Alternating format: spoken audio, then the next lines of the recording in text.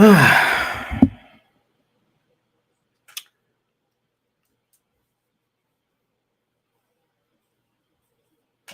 going on, everybody? Welcome to Bucco's Locker. Coming to you again. Subscribe, like, comment, share on all the new videos. Don't forget to hit the notification bell icon to notify on all new videos that's posted on this channel. Shouts out to all the Pirates and Sea Bandits. Y'all know what it is. Keep supporting the channel. Support the Bucks, all Bucks platforms as best as you can. Yeah, man, we here. It's called Gang in the building. Young D's in the building early. Bright and early, huh? New age plug talk. Plug talk. Eli, what's up, man? Who that for life? What's up, buddy? I'm chilling, man. Just got back from a Christmas fest in New Orleans. I took my little one there and she had a blast. So she's knocked out. I would show y'all. I would take the camera and take it over there, but she knocked out. She went ice skating. She got on the Ferris wheel. She played in the bouncy houses. You know. Oh, really, Eli?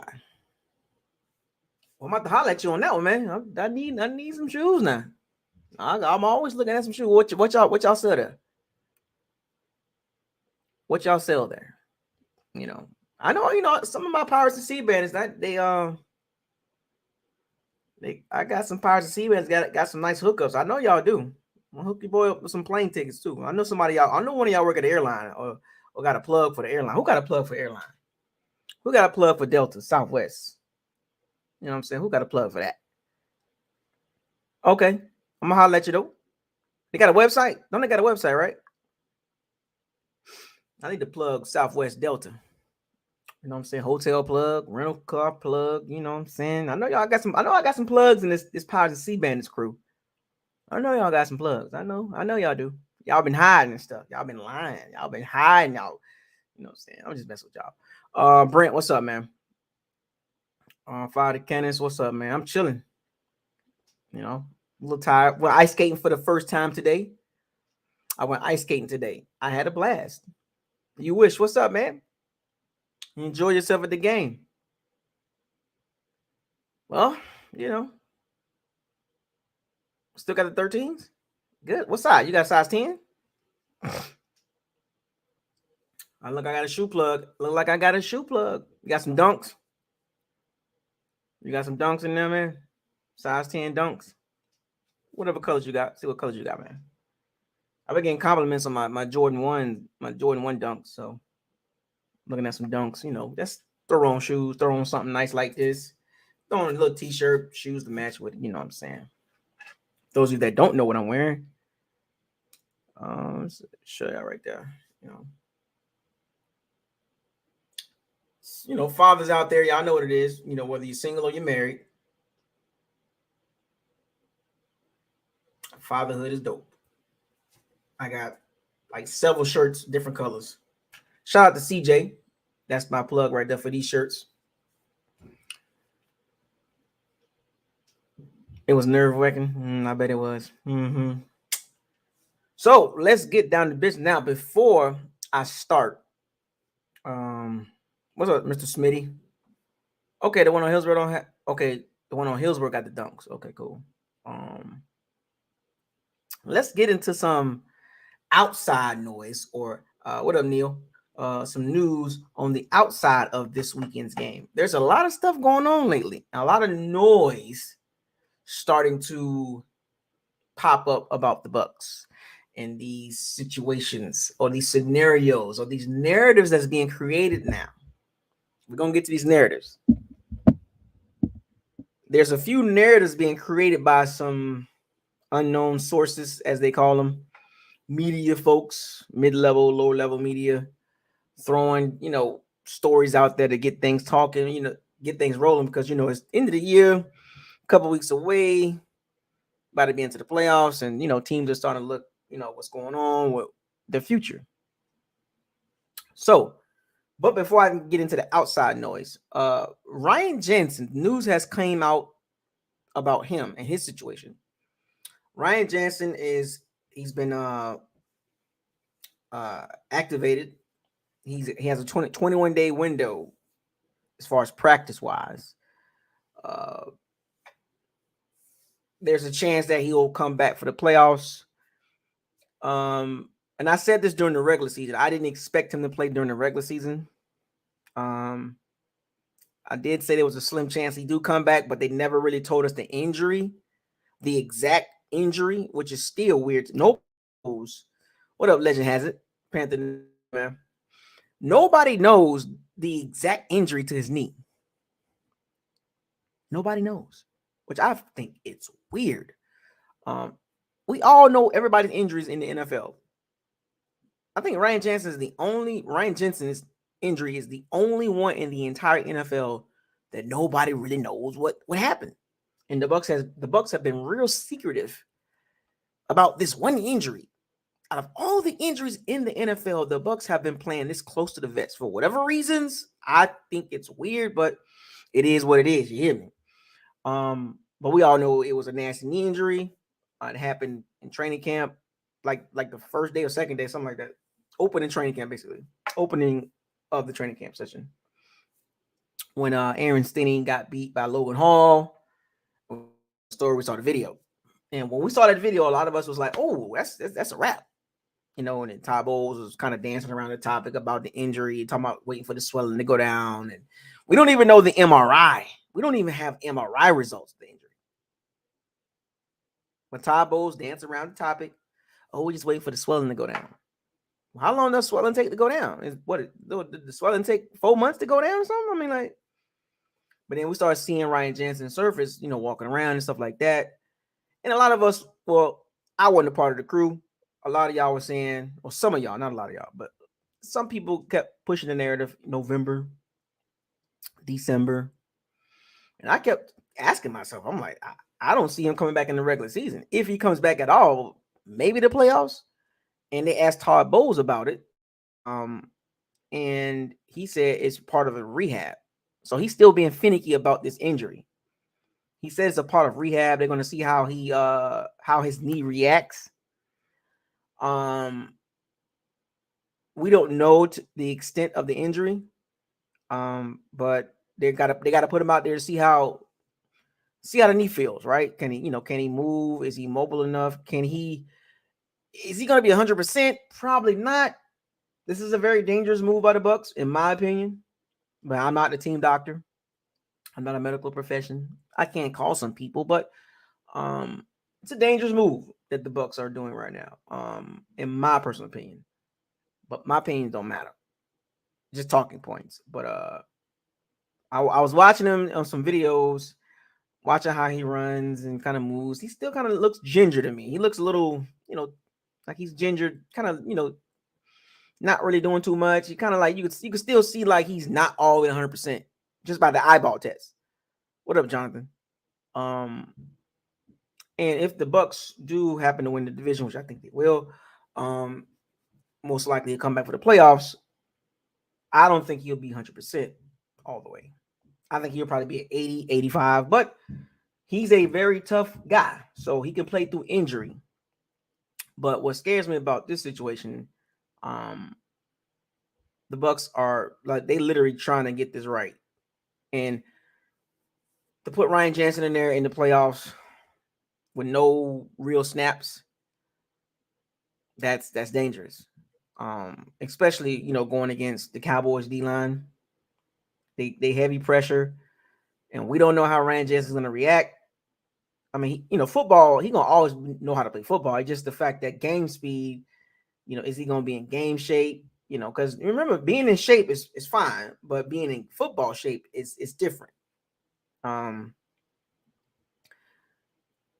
We don't know how he's going to look, but at some point we might see it. We won't see it this weekend, even though this is a must-win game for the Bucs.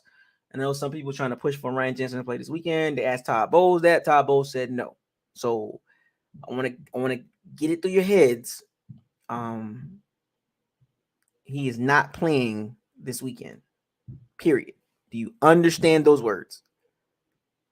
He's not going to play this weekend. So get it out your head. Get your emotions, remove your emotions.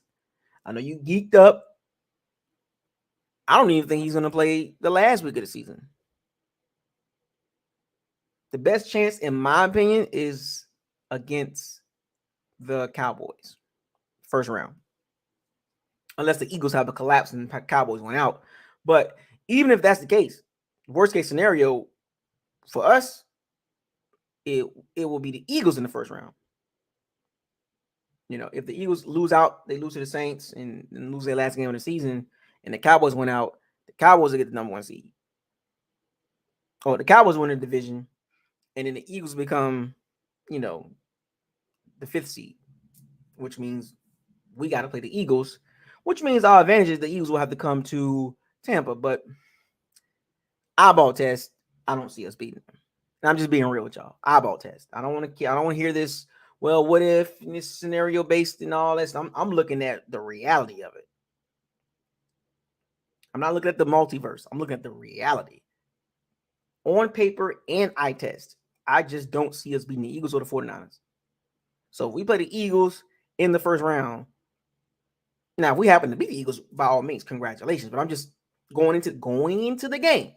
If we have to play the Eagles, we're not beating them. Period. In my opinion. But I could back my opinion up with facts and eyeball tests. Hashtag what your eyes tell you. If your eyes tell you that we can beat the Eagles, then I need you to explain to me, how do you see that? Explain to me what factors got you believing that we can beat the Eagles if we play them in the first round, if they lose out. So I'm just giving y'all some things to talk about moving forward. But let's circle back to this Ryan Jensen situation. It's still a mystery.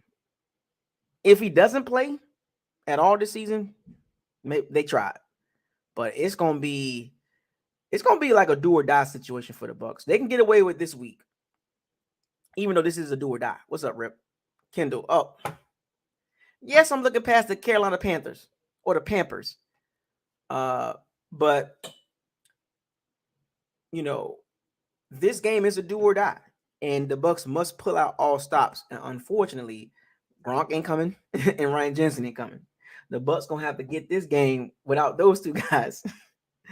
And as much as we do want to see them, they gotta win on the field. All the chatty patty stuff going on between the Bucs and Panthers fans. It's cute. It's cute. Outside noise, right? The focus for the Bucs is to win this game. They can't leave no stone unturned. Do y'all understand what that means? No stone should be unturned in this game. If the Bucs have been doing their research and game planning correctly, this game shouldn't be a problem. But unfortunately, outside noise, storylines, Brady, Peyton to the Saints. Peyton go back to the Saints. Brady goes to the Saints. Oh, Todd Bowles get fired, and the Bucs trade for Sean Payton like they did John Gruden. And then Sean Payton comes to the Tampa, and Brady stays, and Sean Payton and Tom Brady with Tampa. Or Sean Payton goes back to the Saints, Brady goes to the Saints. Or Tom Brady goes to the Raiders, Tom Brady goes to the Jets, Tom Brady to San Francisco. All this outside noise. Byron Leftwich situation, he gets fired. Brady retires because he don't want to play with all this outside noise coming the week of the biggest game of the Bucs season. Let's call it how we see it.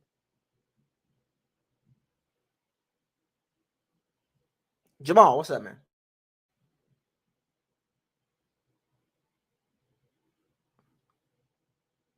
All this outside noise. The Gronkowski situation, the Ryan Jensen situation. Hey, Rod, what's up, man? The Bucs, they got to get focused, man. I'm telling you. They got to block out all this noise.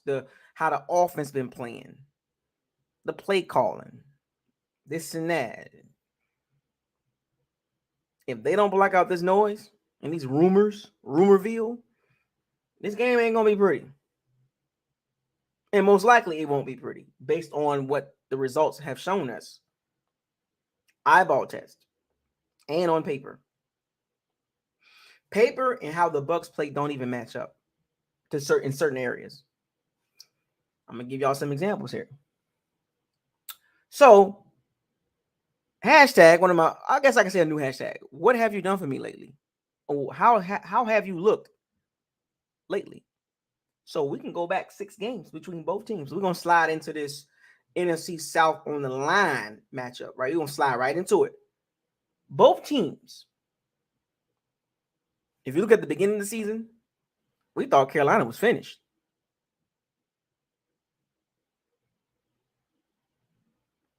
Matt Rule had them boys looking like trash.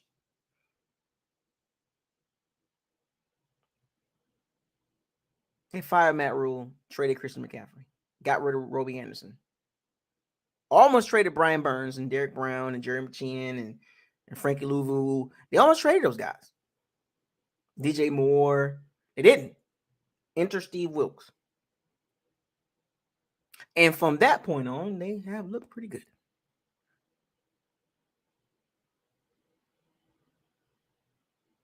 Numbers don't lie. Tape don't lie. The team looks different. Steve Wilkes has a chance to become Carolina Panthers head coach if he finished this season the way he wants it to be finished. Win these last 2 games and finish 8-9, which will make him 6-2 as the head coach. I mean, you gonna get rid of him? I mean, you gotta roll him in there. You gotta give him the job. The team responded. It clearly responded to Steve Wilkes, and they could have been 5-1 if they didn't let that Steeler game get away.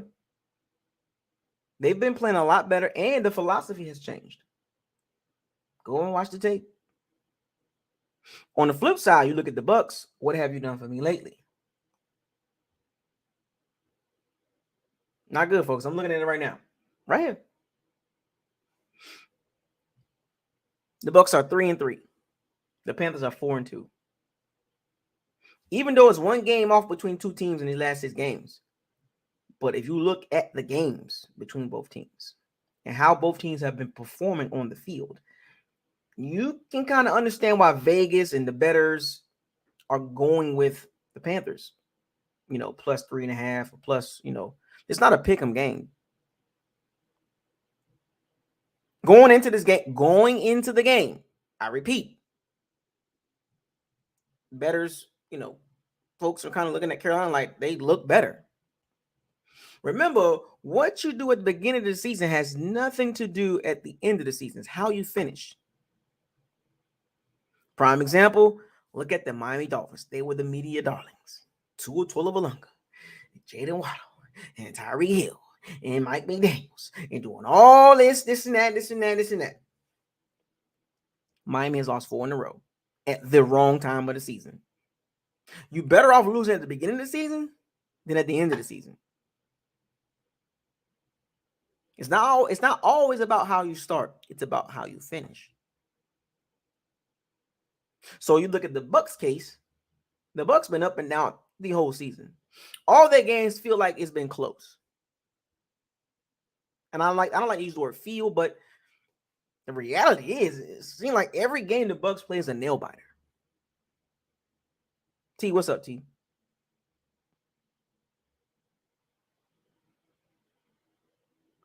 Every game the Bucs play feels like a nail biter. But we don't need to go to the beginning of the season. Let's just go by the last 6 games. I'm going to help you out. Seattle, 21-16. That's a dub for the Bucs. 21-16 in Germany. Then you get a bye. Cleveland game. You lost the game. 23-17 in Cleveland. Cleveland? Really? Jacoby Brissett? Who actually has looked better than Deshaun Watson. But that's a whole nother story. Then you beat New Orleans and Tampa.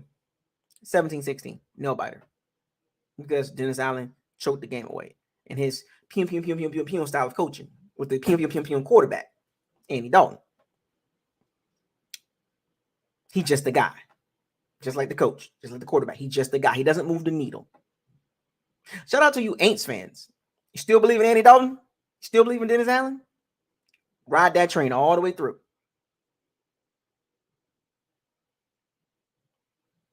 Next game. Lose to the 49ers, 35-7. National TV. Embarrassed.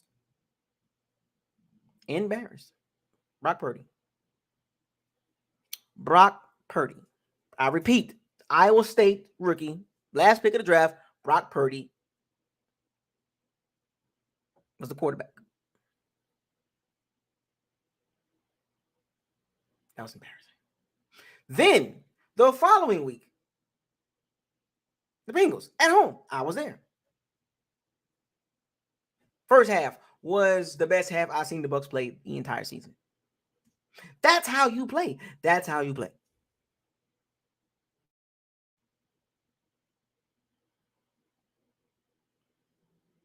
Second half, sugar honey iced tea the bed. Really? End up losing that game 34-23. It's a loss. 2-game losing streak. And you got embarrassed in both games. Especially against the Bengals game. In the second half, you just completely just sugar honey iced tea the bed.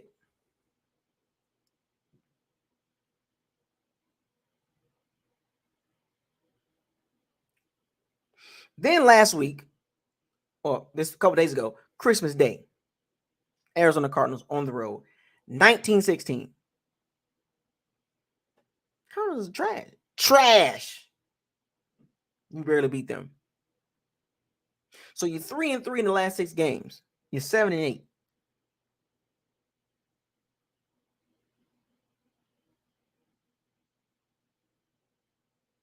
It's not good, folks. Even the record speaks for itself. Even the Panthers not that good. It's just how you've been playing lately. Now, if neither one of these teams were in contention for the division, then it's a relevant conversation. But the fact that both of these teams, and even the Aints, with a 4% chance to win the division, and the Bucs got to lose 2 out of the last 3, which I don't think will happen. But in my opinion, even the lowly Saints is still in. Can somebody please?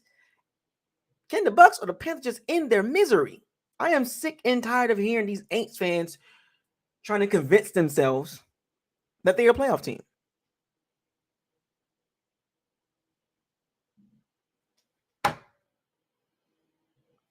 They keep trying to convince themselves that Andy Dalton and Dennis Allen, we can get to the playoffs. No. Y'all got no first round pick and y'all talking about playoffs? Playoffs? Come on. There are 2 reasons why you're not in the playoffs. Actually, 3. I like taking shots at the Saints fans because I live here. 3 reasons why the Saints is not in the playoffs and won't be in the playoffs. Number 1, Dennis Allen. Number 2, Andy Dalton. Number 3, Pete Carmichael. That's the reasons why you're not in the playoffs. And the main 2 reasons is Dennis Allen and Andy Dalton. You're not going anywhere.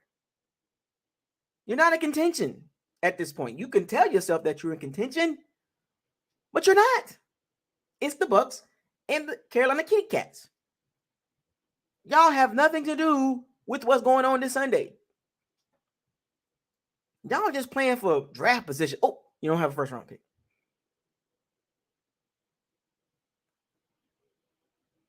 Y'all need to spend more time and figure out who y'all quarterback gonna be. Who is it gonna be? Gardner Minshew, Tyler Huntley, Derek Carr,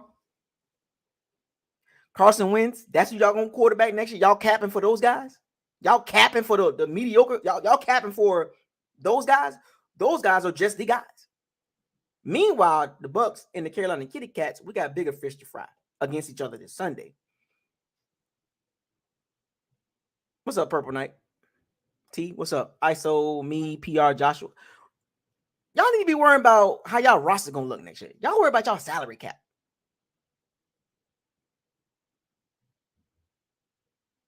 Go get a younger Andy Dalton, Derek Carr. How about you go get him?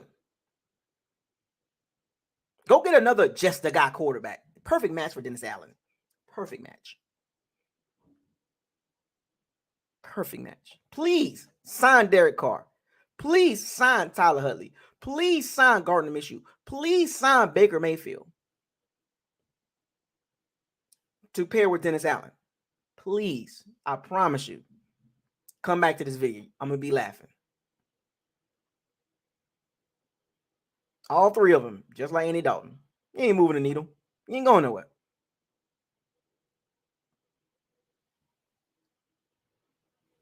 Just keeping it real. Anyway, so both teams, back to the real talk, both teams, one is playing well, the other one is playing weird and not well from a coaching perspective and on the field perspective. Now, when you break down the tape and you look at the numbers and you put them together and you make your sandwich. Underground West, what's up? Yeah, you. Now, I'm not even going to do that. So, the Bucks, from a Bucks perspective, from a Bucks fan perspective, what do I expect, right? Against Carolina, who actually, they look good. I have to give them some credit. They look good.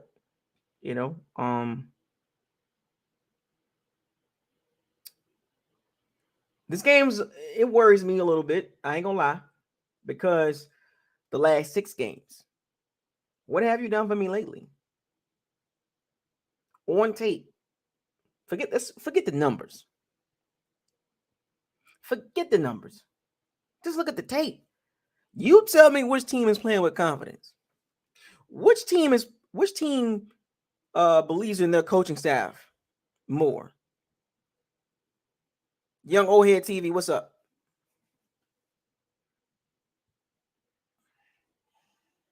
You tell me, Bucks fans. Be real.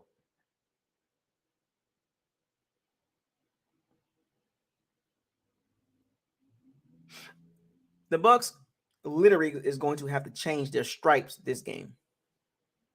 And I believe they can. Remember, I always give you this little saying, tiger don't change their stripes. Leopard don't change their spots. Stuff like the Bucks literally have to just take off the skin and put another piece of skin on, because they can't go into this game playing like they've been playing the last 6 games. Do not let the Seattle game fool you, and do not let the first half of the Bengals game fool you. It didn't fool me.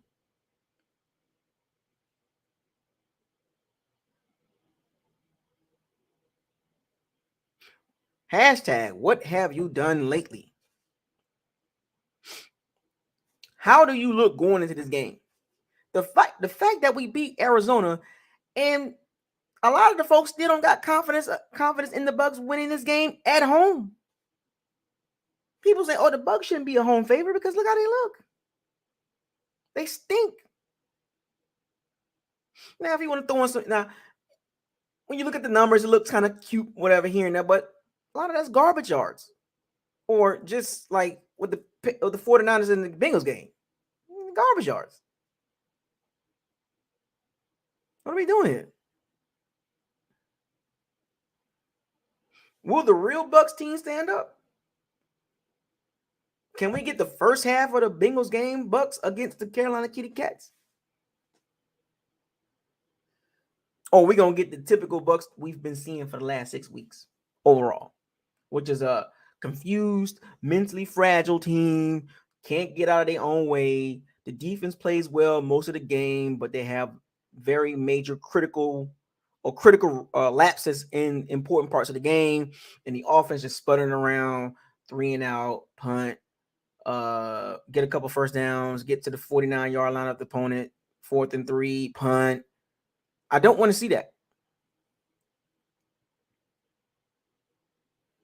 Aqua Megalodon. I don't want to see 3 and out. But I'm telling y'all right now, the minute the Bucks start doing this 3 and out crap, you can see the energy just disappear.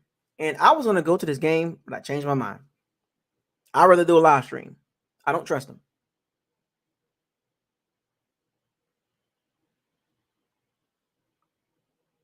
Sherm City, what's up, man? I can put some money on this. The minute if the Bucks go 3-and-out on their first drive, the whole stadium is going to just get quiet for the rest of the game because we already know. Or it'll look like this: the Bucks' first drive looks good, and then the rest of the next 8 drives look like crap, with a couple of occasional big play here and there, or a couple of deep ball pass interference, please.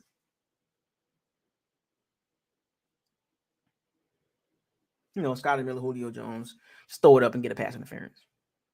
You're not even trying to complete the ball. You're just throwing it up there. And I think teams know that now. At this point, I think Carolina's going to be prepared for that crap.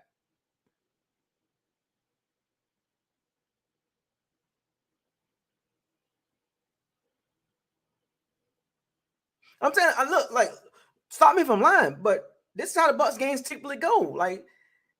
It's either the first drive, 3-and-out, or they get down there or lately they get down there and drive and they kick a field goal. And it's always a 4th and 3, a 4th and 2, or 4th and 1 field goal. Bro, you really don't believe in it? The Bucks are 7-8. Todd Bowles don't even have belief in the offense, but in this game, he needs to have full belief in the offense to get these first downs. I'm talking about critical 4th downs, because I got a feeling the Bucks gonna need to convert some 4th downs. What's up, Grizzlo? Stop me if I'm lying. They're gonna have to complete some 4th. They're gonna have to get some 4th downs. The Bucks will have some 3rd downs. And look, it's okay.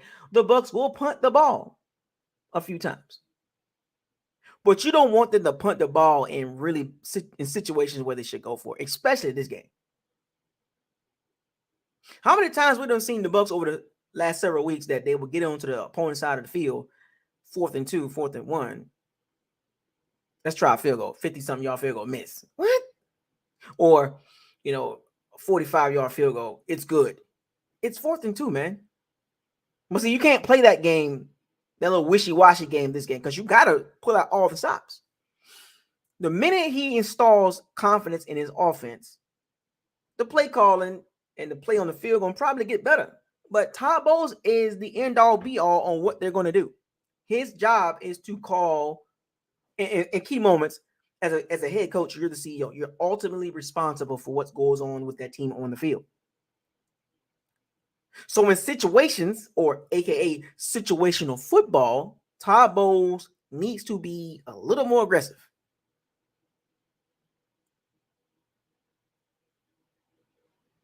I'm not saying do some trick plays on special teams, but offensively, if there's a 4th and 2 or 4th and 1 on the opponent's side of the field, you got to go for that, man. You got to go for it. Now, if you don't get it, you're going to hear all he shouldn't have went for it. He should have punted the ball. He should have kicked the field goal. I understand that part, but I'm okay with that. The way the Bucks offense have been looking on the opponent's side of the field, I'm okay with them going for it. And if they don't make it, I wouldn't even get mad. I'd be like, well, call a better play. But I refuse to sit here on Sunday and watch the Bucks go down the field and get inside the 40-yard line and be like, field goal. I refuse to sit here and watch the Bucks 2nd and 3. They run the ball 3 straight times and don't get the first down. Turnover on downs. What? I don't want to see a 3rd and 1 bombs away. I don't want to see these hope get a pass interference throws from Tom Brady, who has been playing awful the last 3 weeks. I don't care what anybody says. He's playing awful.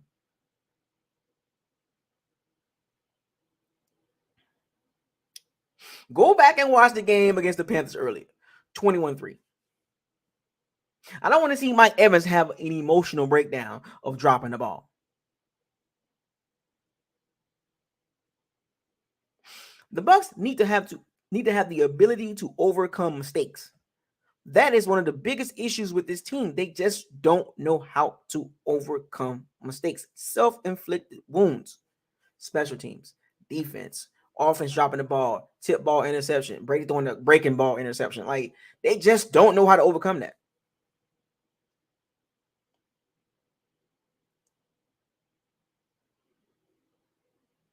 Clean pocket. Check down. Bruh, you got a clean pocket, man. I don't care that. I don't, Brady fan, I don't care. Brady fans, you cannot keep capping for this guy. Clean pocket. No, matter of fact, go like this. Blue 17. Red 88. Huh? Bruh, let the play develop. Get the ball, drop back, get on your back foot, shuffle in the pocket, get to your second and third reads. It's like he immediately had one way.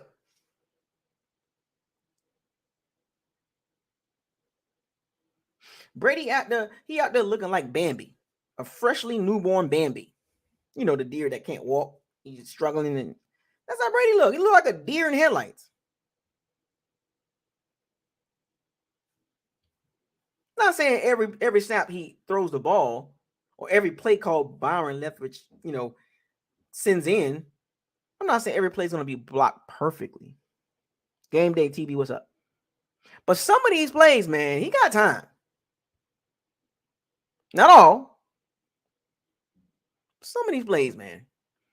Just let the play develop a little bit. Does everything got to be 2.2 or 2.3 seconds? Like, yeah, you get a chance, got to turn around.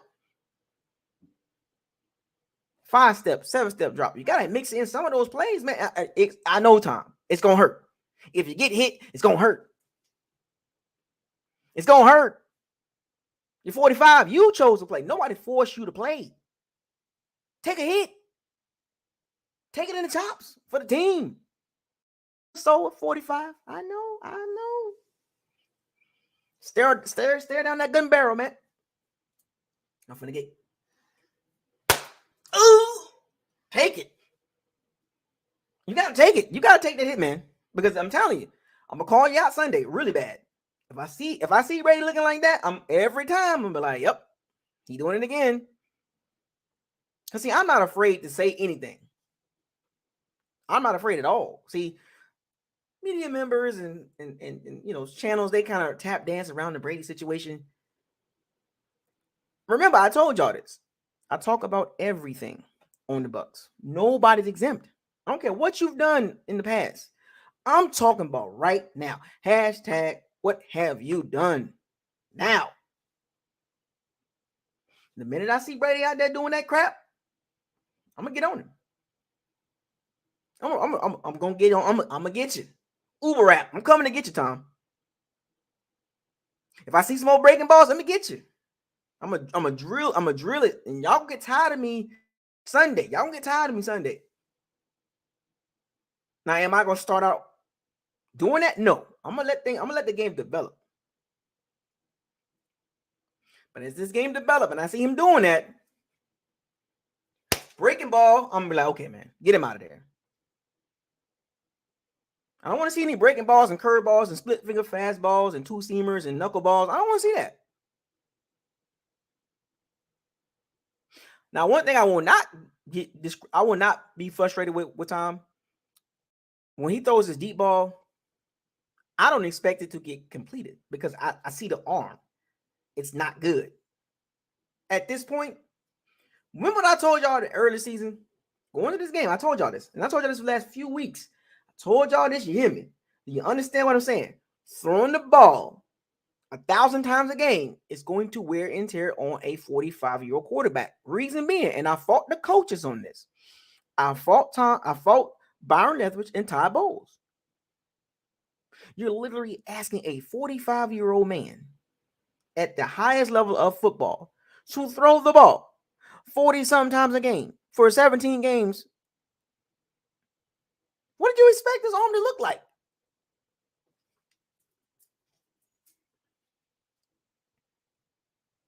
The more you throw the ball, the more pressure he's going to hit, the more prone he's going to be, expose him to get hit and sacked and interceptions. Remember I told y'all this? The more you throw the ball, the more chances you give the defense to intercept the ball. What part of that you don't understand? This is why balance always works in December. November, December, balance always works. Unfortunately, the Bucs only got one game plan.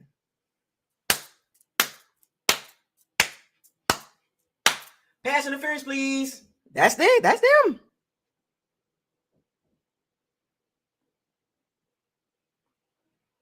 I don't care how strong your arm is. Can get the ball there. Can you get the ball? Can you put the ball where it's catchable? And the problem with Tom these last couple weeks, his arm is it ain't there. There's a lot of quarterbacks that can throw the ball hard, but they ain't accurate. Oh, he can still throw. Yeah, okay. Do we need to watch all 22 and show you some of them throws? Remember, I told y'all this. Don't get caught up in numbers. Oh, but he's top 10 in passing yards. He's top something. No, man, look at the tape. Every now and then he'll make some good throws. Oh, that's a really good throw by Tom. He made a good throw in the Arizona game. The Mike Evans deep out to get in position to kick the field goal. That was a great throw. But the problem with Tom is he can't do it consistently. Or better yet, Mr. Brady. He can't do it consistently. And if you don't want to accept that, that's fine. Alpha Nickelberry, what's up, man? Can't do it consistently. Every now and then he'll give you some good throws. The same thing with LeBron James. I keep telling y'all this. You keep scoring 30 points, but you're still losing.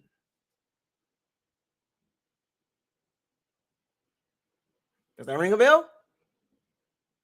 Yeah, I'm putting up 33. I'm averaging 28 points a game, 9 rebounds, and 8 assists, but we 7 games under 500. Sounds familiar? LA fans? Any LA fans in the chat room? In November, December, if this is why I'm trying to tell y'all, wins and losses is not decided by one player. It is a team effort, team and coach effort. What's up, Kimberly? The coaching staff is not putting the Bucs offense in the right position to be productive because they're going one way, throw the ball. They chose this route, and this is the results. I don't care what they did in 2021. I don't care what they did in 2020. In 2022, when you put your quarterback and you put that offense in a position to only be one way, one style to win games, this is the results. This season.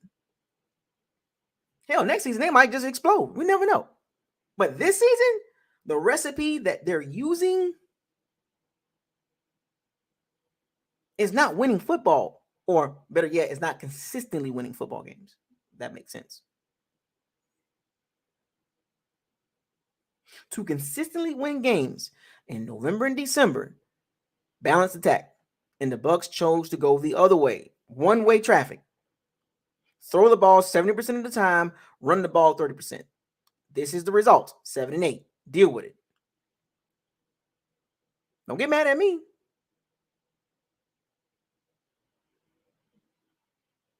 Don't get mad at me. I'm not the one playing. This is why the accountability is in all phases of the Bucs team. From the brass, the draft picks, the coaching with the philosophy, the offensive game plan, and the mental lapses on defense, and the trash special teams.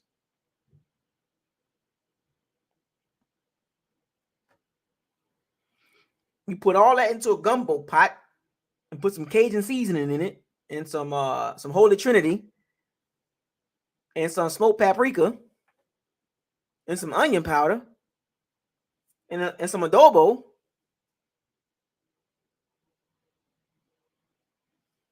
7-8.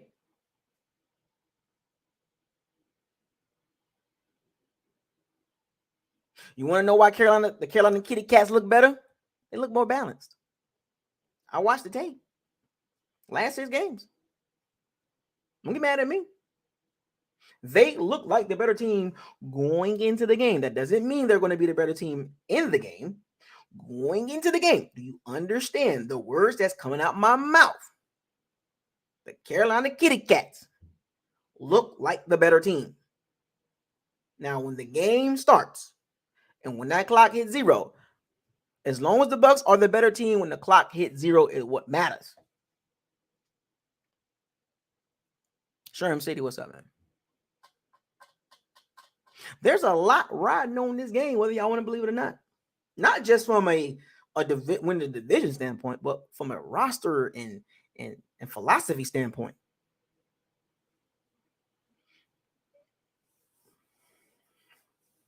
It's almost like the Bucs got to become this. I want to use an anime reference, but they got to become Super Saiyan this game.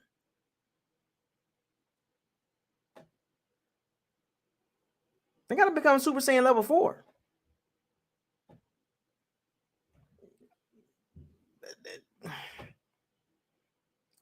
Matter of fact, better yet, they got to become the Founder Titan. The Founder Titan, you know, those of you that watch Attack on Titan.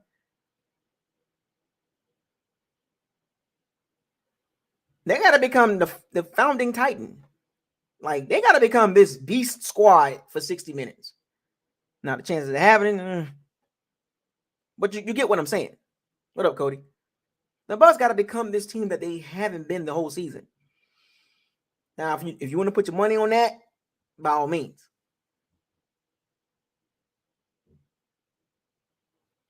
As fans, we're going to have to see this team look different. And at week 15, I don't know the chances of that happening. Like I said, the Bucs will show some fight in bits and pieces of games. And they've done this all season long. They'll show something. They'll show you something. And then they'll revert back to who they really is.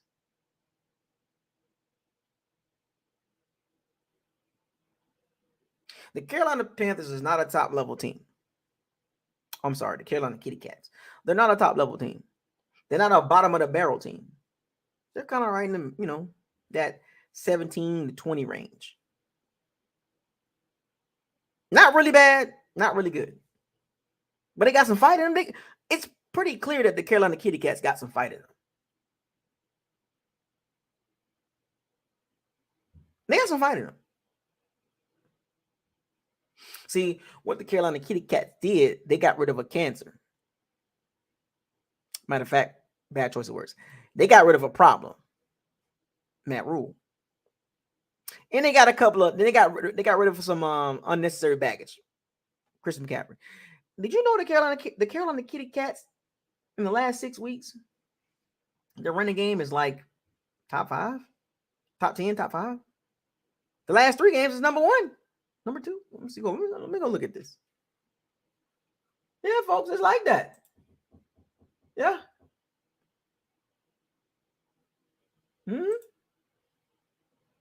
Last 3 games, Carolina Panthers got the number second ranked rushing attack. So you know what that means? They're gonna pound you. And if you've been watching the Bucs play, there's one particular game. This game can look similar. It's from a second half standpoint.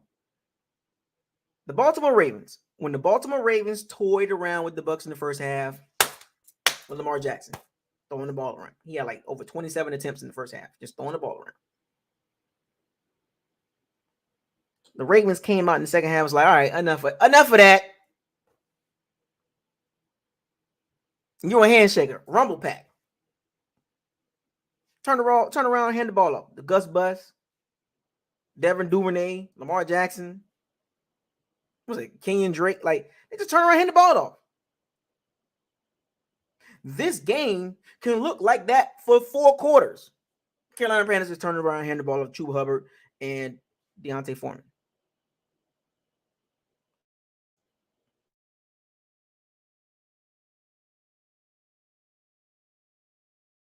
Texas, by the way, he wasn't bad in college either. But if the Carolina Panthers decide If they want to play that game, and they have a quarterback, and I'm not a fan of Sam Darnold, but they have a quarterback that can run this weird running attack, this downhill RPO zone read type situation, just like the Ravens. The Carolina Panthers can run that same offense. Clack 5 White, what's up, man? The Carolina Kitty Cats can run that exact same offense and eat the clock up. Because that's what running games do, right? That's how running game works. And if the Carolina Panthers get up, the Carolina Kitty Cats, if they get up 10-3, 17-6, 9-0, what you think they're going to do? Turn around, hand the ball off.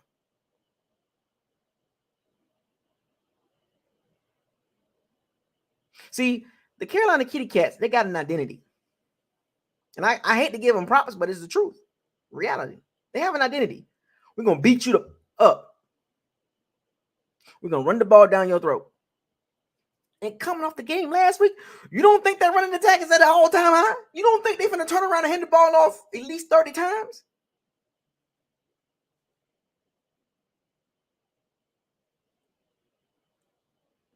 And the funny thing about it is the Carolina Kitty Cats, they can throw wrinkles in their running game. Pull the ball and throw the slant to DJ Moore, Shi Smith, was it Tommy Tremble, the tight end, Terrence Marshall, who's been playing pretty decent the last few weeks. They can do these little trickery things with the running game and eat off the running game. They can feed the passing game off the running game because now the Bucs got to stack the box. They stop the run, and the Bucs got no choice. Because the Carolina Kitty Cats, they ran the ball well in the first game when we played them. When they beat us 21-3. When the Bucs were at Mike Evans is the reason why we lost the game. No, man. You just sucked. That was at the beginning of the game, and you lost 21-3. You never recover from that drop. Mike Evans ain't been the same. Mike Evans ain't been the same since.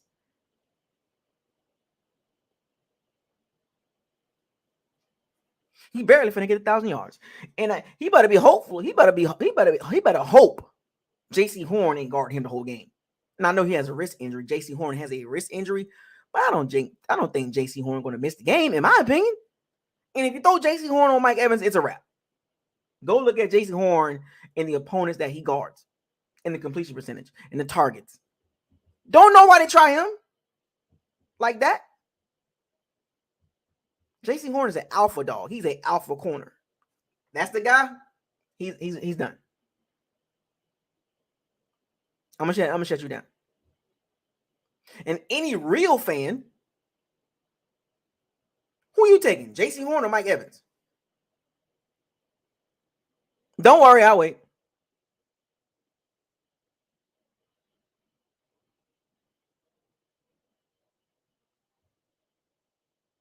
At this point, who are you taking? If J.C. Horn follows around Mike Evans all game, he'll be lucky to get catches. Over under 3 if J.C. Horn's guarding Mike Evans. Over under 50 yards. Ain't happening. He's the NFC version of Sauce Gardner. Young, hungry, stud cornerback that ain't scared of no receiver. I'm just giving y'all the truth. So remember, I'm a football fan first. Bucs fan second. Don't get mad at me. I love football. I'm just giving you the reality of it. Oh, so there we go. Well, J.C. Horn is not playing. The Bucs got a chance, passing wise. Mike Evans, there you go. Mike Evans should have at least 80 to 100 yards. J.C. Horn's not playing. Thank the God. Thank Lord. Thank you, Jesus. See, remember what I told y'all? We catch the breaks. See what I'm talking about? Everything is working in our favor. We don't need the referees to help us. Win this game legit. No controversy. And no last minute stuff. J.C. Horn is not even playing.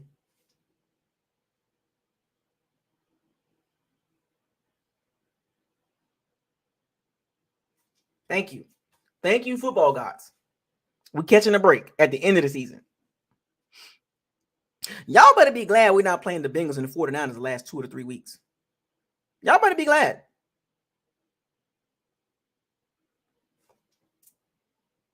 The Bucs caught a break. Now, here's the deal. Even though we're jumping up and down with Jason Horn not playing, he's ruled out with the wrist injury, if I'm not mistaken. We literally saw the Bucs against backup third stringers in practice squad secondary. Steelers game, Bengals game. And they didn't do anything. And I'm going to give credit to the way it's due. Carolina Panthers defense, last 6 games, they've been playing pretty well. They only given up 306 yards a game. 306 yards a game. So it's almost like where it's not going to be easy to move the ball on them. And they just came off a win against Detroit Lions. The same Detroit Lions the media was riding through. Oh, Detroit is hot. And they were hot. Carolina Panthers ran down their throats. Took the air out their offense. And then Jared Goff with the garbage yards. You know, Jared Goff, a.k.a. he's just a guy.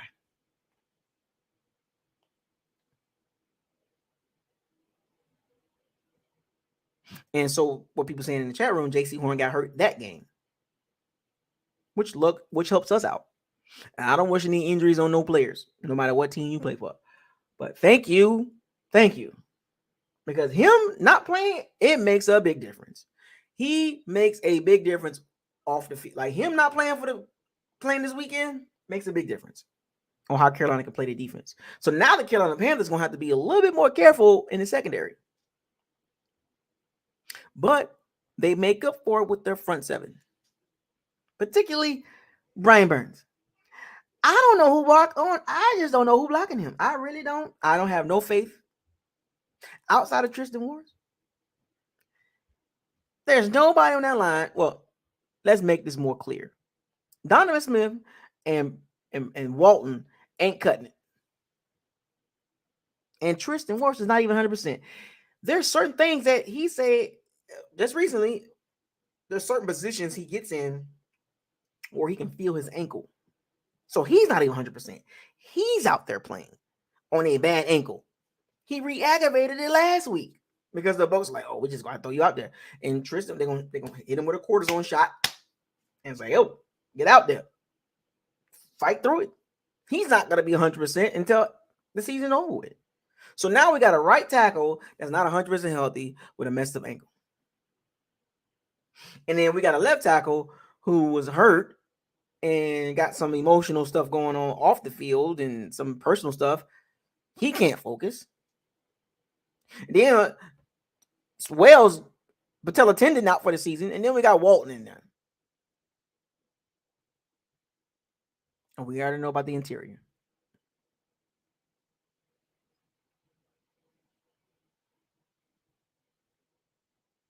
Folks, the point I'm making, folks, this game, going into the game, don't look like it's going to be a walk in the park.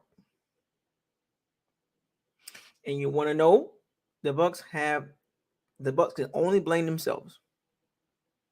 There is no reason for this game to be a must-win. But unfortunately, the reality, it's a must-win. And it's a home game. Tickets will be available, of course. Some fans already checked out.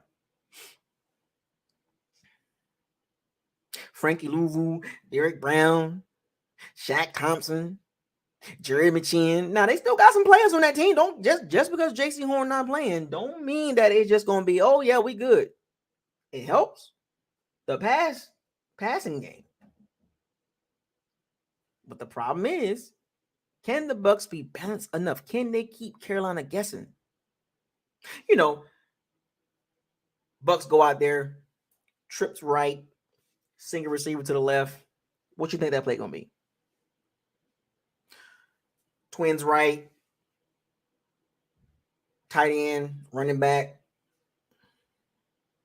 What you think that play gonna be? 12 formation, shotgun, Fournette draw, dive. Chris Godwin lined up on the outside, comes in motion, goes underneath, goes behind Mike Evans in between Julio Jones. What you think that play gonna be? Chris Godwin, tight slot lineup. What you think that play gonna be?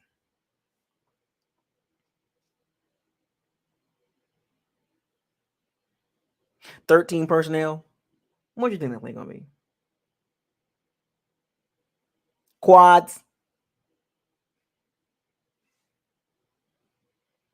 I mean, I'm just calling these plays out, folks. Shaw White in the game, off tackle.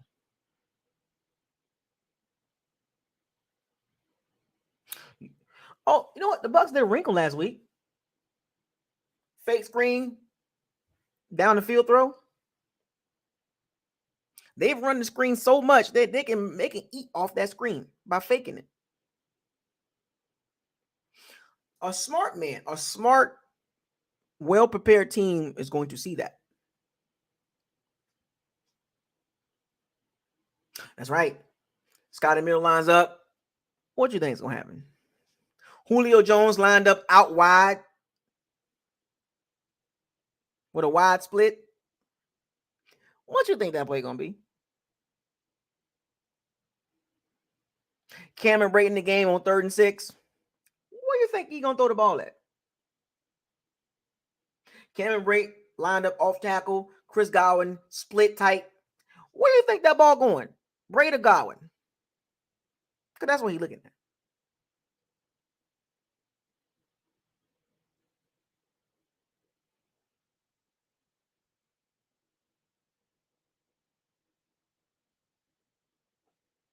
Deep balls only go to Scotty Miller and Julio Jones. Oh, my Cade Otton in the game. He's lined up out into the slot position. 3rd and 7. Seam route. It's pretty pathetic, folks. 3rd and 3. What you think gonna happen? 4th and 2. What you think's gonna happen? We've already know.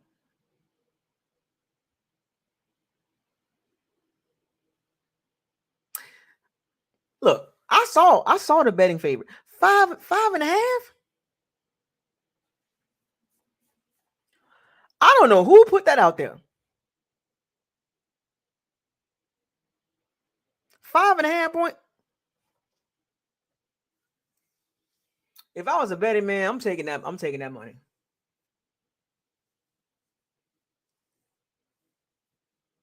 If I was a betting man and they got the Bucs at 5.5, I'm taking that money. Have you seen the Bucs play? The Carolina Kitty Cats is better than the Arizona Cardinals. And they got 5.5 for the Bucs. Oh, see. Sometimes, as fans, as much as we want our team to win, which I'm all for it, but you got to be realistic.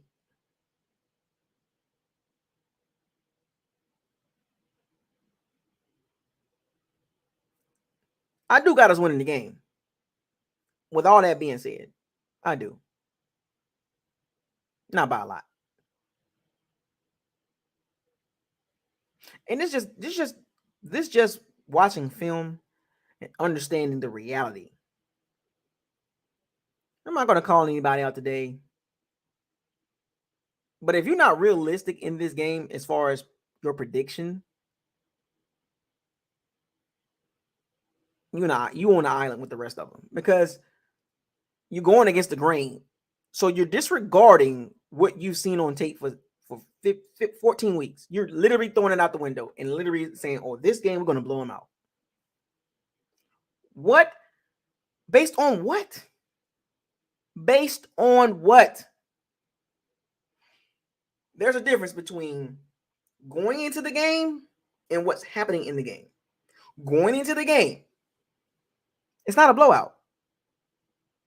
Think with the correct mindset. It's not a blowout going into the game. There's no evidence in that. There's no evidence saying it's going to be a blowout. Going into the game, understand that part. Going into the game, get that through your head. Going into the game, there is no reason for you to say it's going to be a blowout. Now, if it's a blowout in the game, great. I'm not trying to change nobody's minds, but I'm just trying to get you to look at the reality of it going into the game. Because I can always turn reality off and go to the multiverse and go with feelings. What's up, Raymond? Because I can go feelings all day. Matter of fact, here we go. My feeling tell me 37-10. Does that even sound right? If I sit up and tell you that right now, if I tell Bucs fans this and Carolina Kitty Cats fans, the Bucs going to beat the Panthers or the Kitty Cats 37-10. Stop the cap.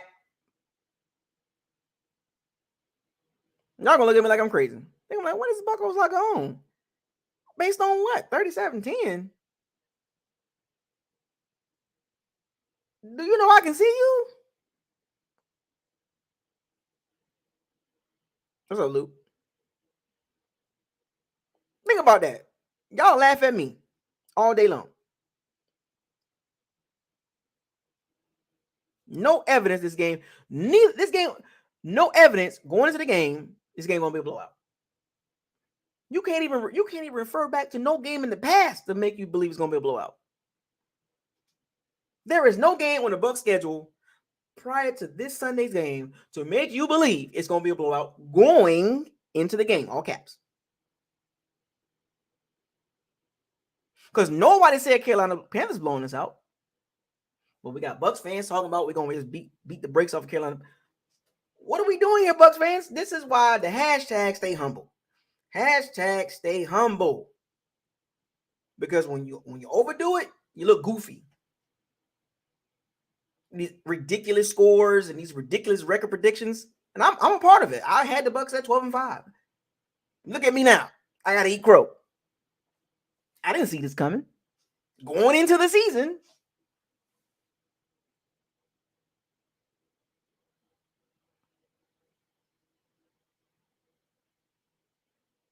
Daquan Julius.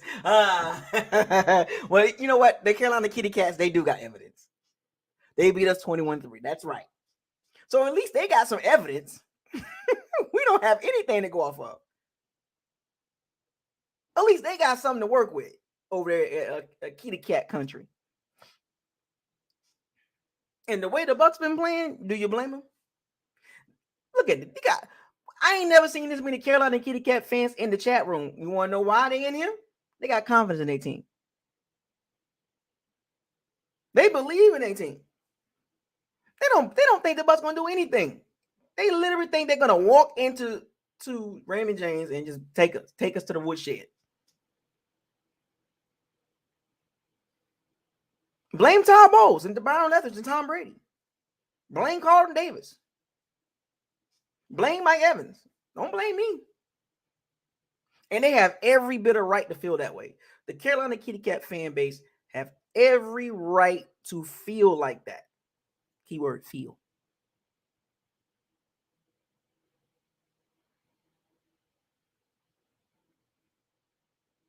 Because they got actions behind their words. They beat the Bucs 21-3. That's action. So do you understand what action is? When you do actually make something happen? King of Queen City. William Rogers, what's up? We don't have any facts going into this game. I don't care what anybody say. Well, he said we was going to do this. And he said we're going to do that. Where's the facts?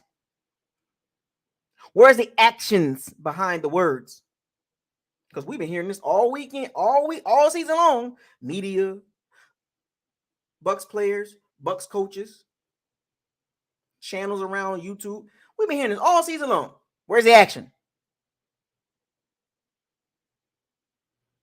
Where's the one game where the actions match the words? 60 minutes. Give me a 60-minute game on schedule that match your actions, to match the actions. Well, we better than this. Okay, well, show us. Where's the game?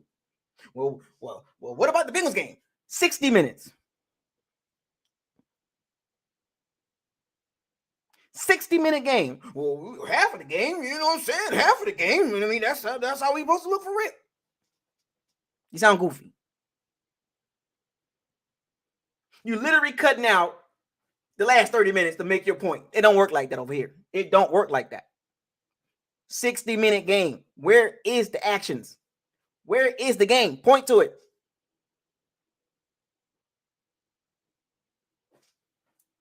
Don't worry, I'll wait. I don't like the Carolina Kitty Cats. Now, like I said, I got us beating them, and we'll get to that prediction at the end. I'm just giving y'all the hardcore truth. It's cold, ain't it? It's cold when it's the truth. Because I'm not going to sit on the channel and give you some narratives to make you feel good. I'm going to put you in the perspective of, oh, okay, I see what he's saying.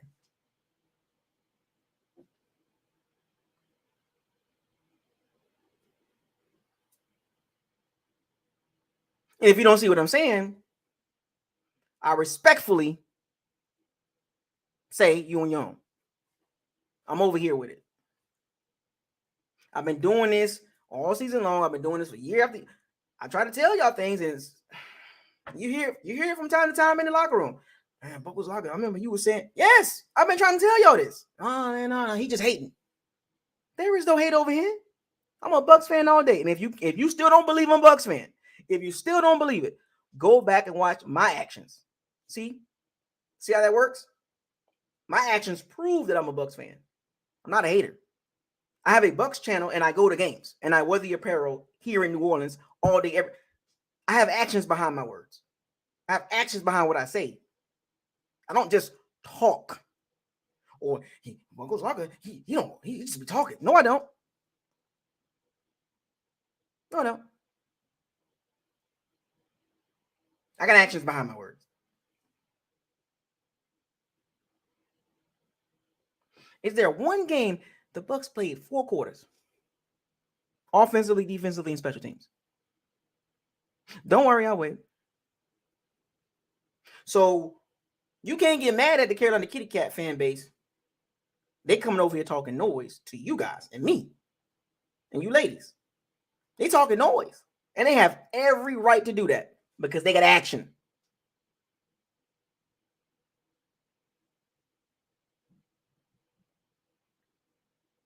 Words don't mean nothing if there's no action behind it. I don't care what Todd Bowles say. I don't care what Devin White say. I don't care about what Tom Brady say. Mike Evans, Chris God. And that's nothing personal against those guys. It's just I go by actions. We showing what we can look like. Yeah, we see it. A little bit here and a little bit there, and 1/2 here and 1/4 there, and half of a quarter here. That don't mean nothing because you're 7-8. You're 7-8, and you want to talk about what he said that we gonna look like this. But do it. Put it on the field. Put it on tape. You know how many times we done looked at all 22, and we've seen some crap play all season long. All these games is close. Why? Why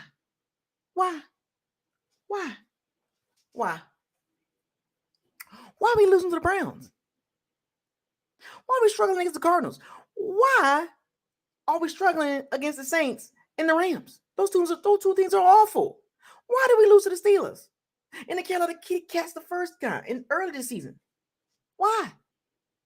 Why we got dog walked by the San Francisco 49ers and the Kansas City Chiefs?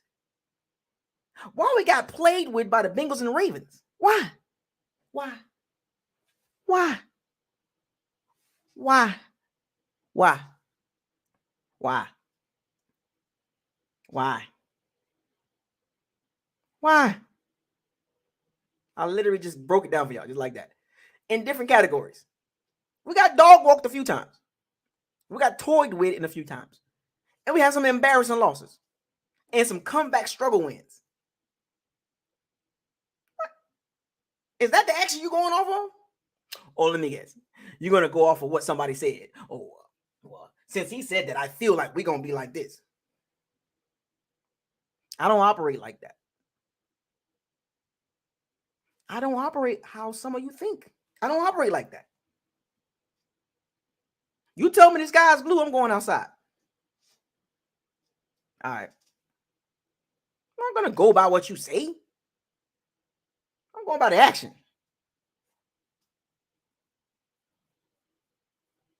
Y'all know why we 7-8. You know why we going into this game as a must win. It have no business going into this game as a must win.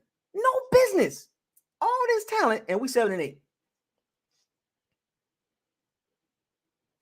Coaching, head coach, GM, head coach, OC, quarterback, O-line. You want me to keep going? Look at all the problems I just named. Special teams. Want me to keep going? Running game, run block. Want me to keep going? Defensive lapses in critical moments. Want me to keep going, huh? Field goal kicker can't kick over 50 yards. Want me to keep going? You can't have that many problems and think we're just gonna be a super team. You can't have that many problems in December. The Bucs got 2 games. They got 2 games to clean up their 2 games.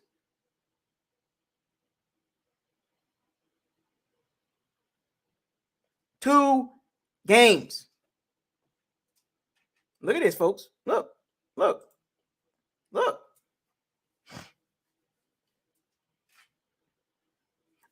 Untimely penalties.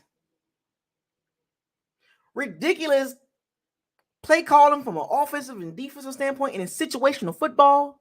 A head coach that don't understand time management.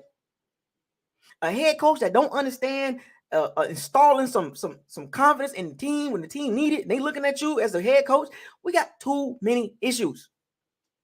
But remember, since such and such said, we gonna play different. Where? Look at this comment. Read that. Daquan Julius, Triceris, Tiberius, Hungleberry, Kringleberry. I'm just joking. I'm not messing with you, man. I'm just messing with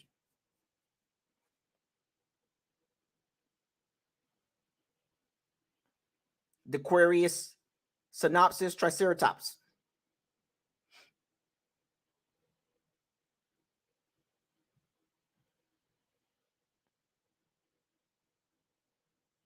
Deshaun, Kringleberry, T-Rex.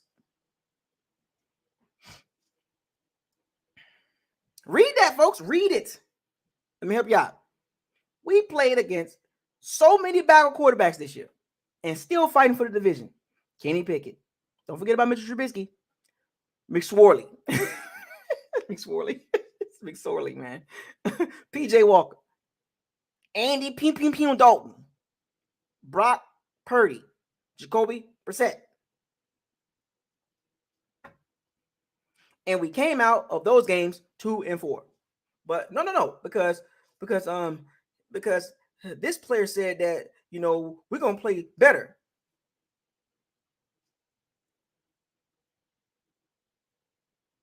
Oh, because that one guy said we're going to play better? The PC response. We're going to play better. We're going to play better. Win. Just go back to the last 6 games. Win.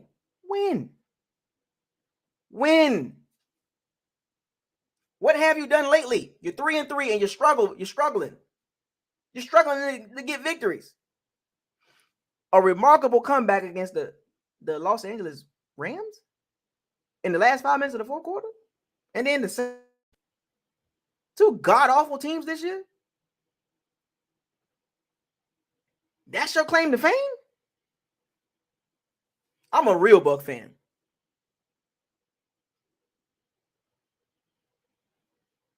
I expect better. And the problem is I'm not getting it. See, they don't want me in the locker room.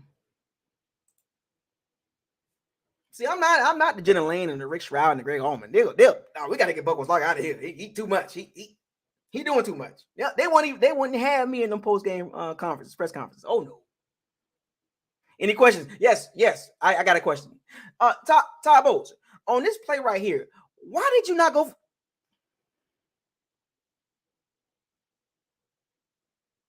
They'll hate me in the press game, the post game press conferences.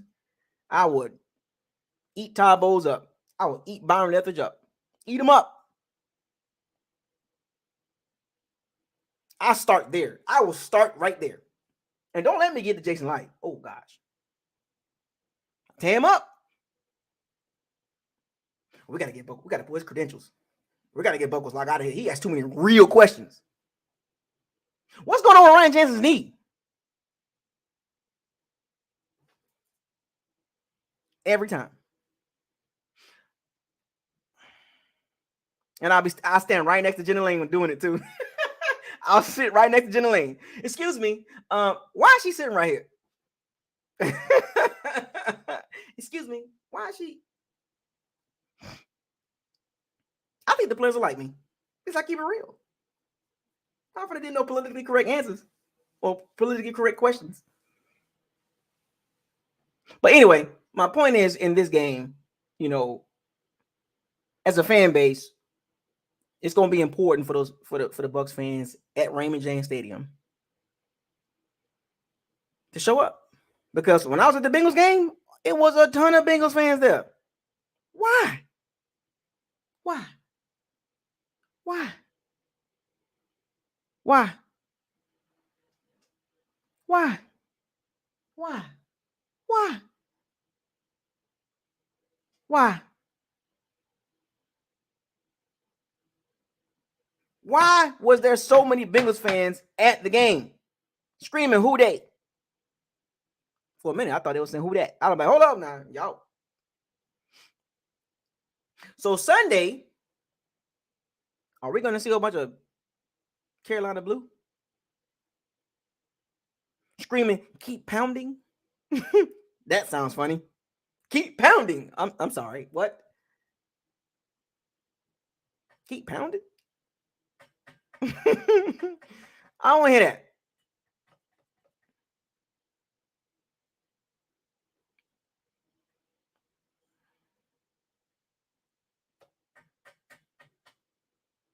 Let me get down to some details real quick. We're going to start with the coaching. Steve Wilkes, Todd Bowles.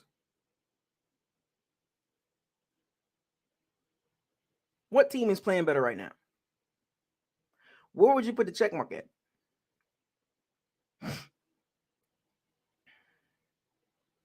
Play calling. Who's calling the game the right way? Who is calling the game to their strength? Who is calling the game with confidence? We already know how this works. And I think somebody said it earlier. When you do something with confidence, it's a whole different feeling.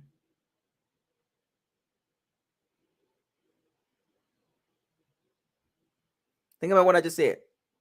Whatever it is, doing carpentry work, plumbing, working on your car, building a house, electronics, playing call it whatever. If you know how to do something with confidence, it's a different feeling. It's a different swag. You have a different mindset. And when you don't play with confidence or you don't do something with confidence, it's a different approach. Timid, uncertainty, unsure, doubtful, confused, unwilling, lazy, no attention to detail. When you don't have the confidence. All those adverbs and everything I named and those adjectives and all that stuff I named. All those words I gave y'all when it comes to not playing or not doing something with confidence. Lack of effort.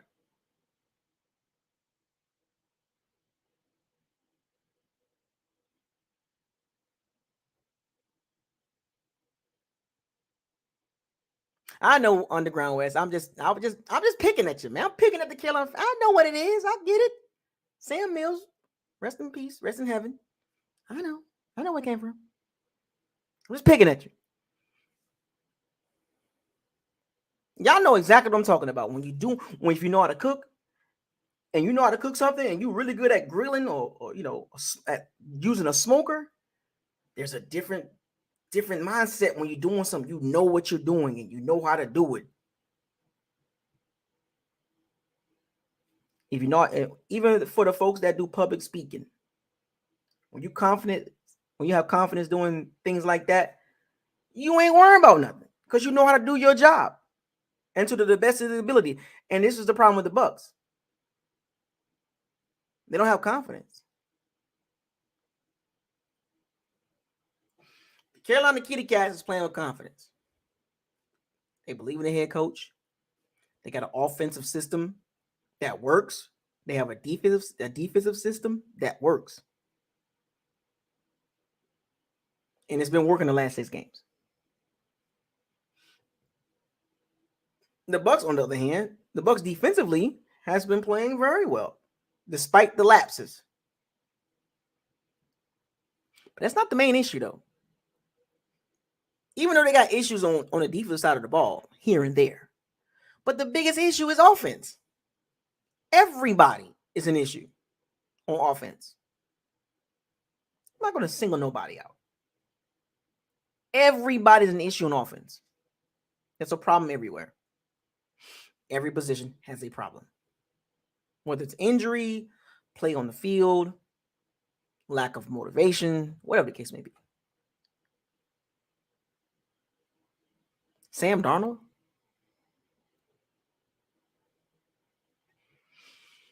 Y'all saw the list earlier. We're losing the backup quarterbacks. 2 and 4. Well, because Devin White said we're going to play better. We're going to blow them out. Yeah, all right. JC Horn out. I know. Now I know.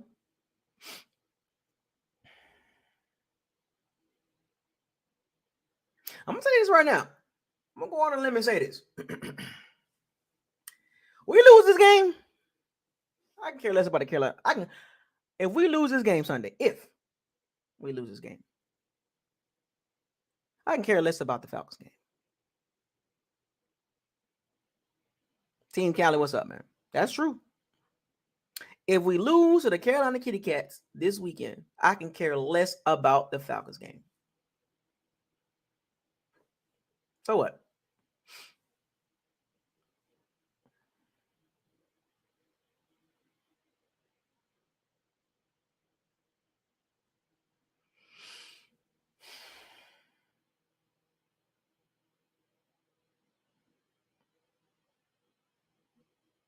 No matter.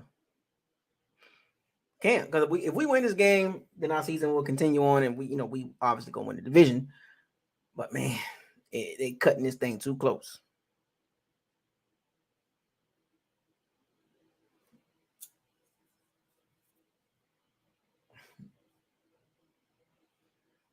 Josh Norman back, yeah. Funny, right? Josh Norman, because of JC Horn, he was out. You know who Josh Horn? You know who Josh Horn? You know who Josh Norman Garden? Mike Evans. Old, washed up Josh Norman. And if we lose this game, look at the ramifications. Not from a season standpoint. Tom Brady standpoint. CS Saint 13. What's up, man? Josh Norman. Yes. Washed up. Josh, aka Richard Sherman on the Bucks. Norman is on the Panthers. Y'all knows what I just said, right? Josh, aka washed up Richard Sherman, Norman wannabe, or Richard or Josh, aka quote Richard washed up Sherman, unquote, Norman is on the Panthers. You know who he guarding, right? Hey, Josh, do you got one more game that you can give us Oh, for old time's sake, get on Mike Evans. Yeah, Steve Wilkes, I want that check. He out there for the check. I don't think he's gonna last the whole game. But I'm gonna get back to the ramifications. If the Bucs lose this game, look at the snowball effect. The Brady talks is gonna get even worse. The Sean Payton to Tampa Bay talk gonna get even worse. Todd Bowles or Byron Leftwich gotta get fired. It's going to get louder. Roster change going to get even louder. I'm talking about like a mini rebuild type situation. Can't lose this game, folks. And on top of that, you lose this game, no Ryan Jensen.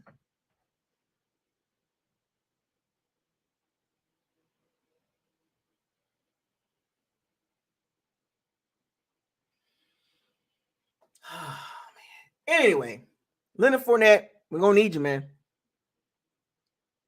We're going to need you. I know they got Shaq Thompson and Frankie Louisville. I like Frankie Louisville, number 49. I like him. I do. He always around the ball. Old wily veteran Shaq Thompson learned from Luke Kuechly and Thomas Davis. I like Jeremy Chin. Young stud safety, strong safety, free safety, whatever. Derek Brown, you know I like him. And you know I like Brian Burns.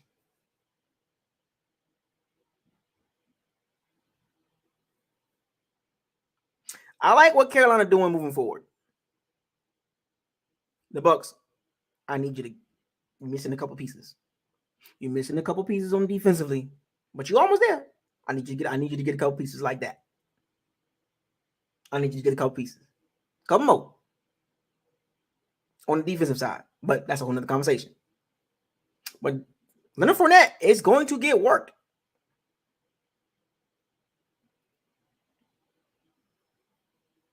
And Sean White, Leonard Fournette going to play a big role in this game, catching and running the ball. Vita, I'm not sure. He up and I don't know. They haven't really confirmed it yet. But everybody else is pretty much there.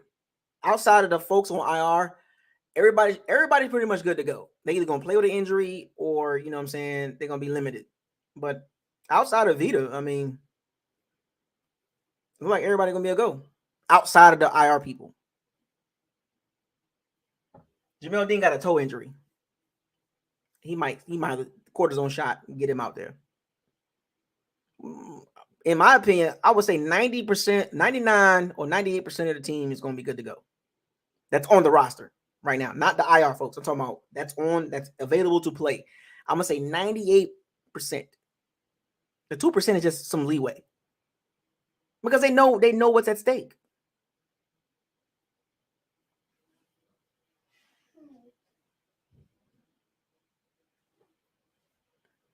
My daughter up, so you know what that means. I don't need to go through the stats and all that as far as where they rank at because we already know what this game means. And that's not going to really tell us a lot. It's a home game for us. They come to Tampa. Offensively, the Bucs going to have to get it together, man. They're going to have to create some explosive plays. We know this. I don't believe doing the 12, 13 play drive is going to result in 7 all the time. The thing about 12, 13, 14 play drives, you got to be perfect. Because you know when you get inside of 20, the Bucs are not good. The Bucs need a lead. They need to get a lead against the Panthers. They cannot fall down to the Panthers. Eat that clock by running the ball. And if the Panthers get on the roll, defense, the front 7 got their work cut out for them. Because then here's the thing about it. The Panthers run blocking is legit. You can spin it how you want to spin it. They run blocking is legit. I like they tackle from NC State, the rookie. And I like was that Taylor Mouton, the right tackle, pretty decent. Number 72 and number 79. The rookie and the nice little right tackle. The interior is not bad either. The center is decent. Interior not bad because they can run the ball. They legit can run the ball. So the Bucs front seven, all hands on deck. No, it's all, you on deck. Everybody need on deck. I don't think Carolina's gonna throw, in my opinion, I don't think Carolina's gonna throw the ball more than 25 times. But I can see it. I can see a scenario where they have about 35, 40 runs.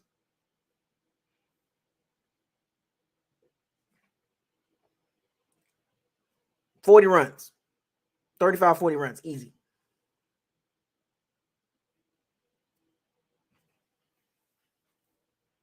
And they're going to do it too. They're going to, I don't care if they're not even running the ball well. They're going to do it.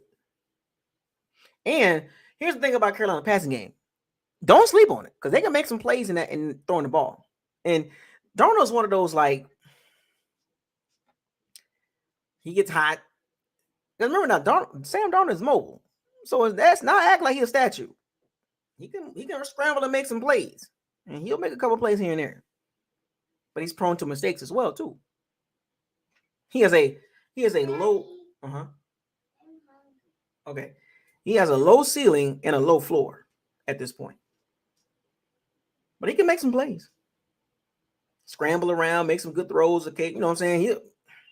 DJ Moore, we know he good. But the running game is the most important thing the Bucs need to control.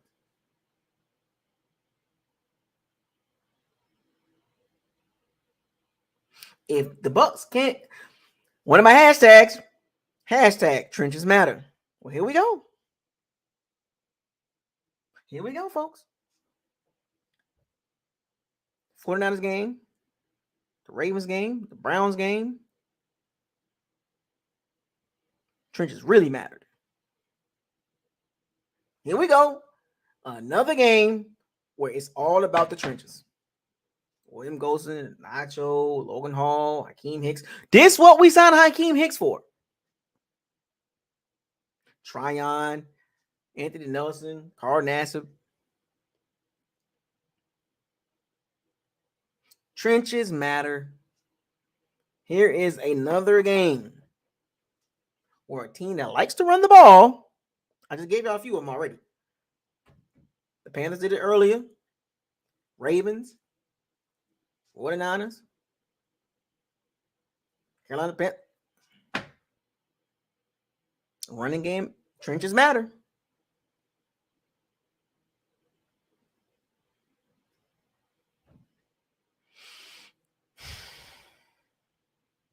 If the Bucs can't control the trenches, it's a wrap.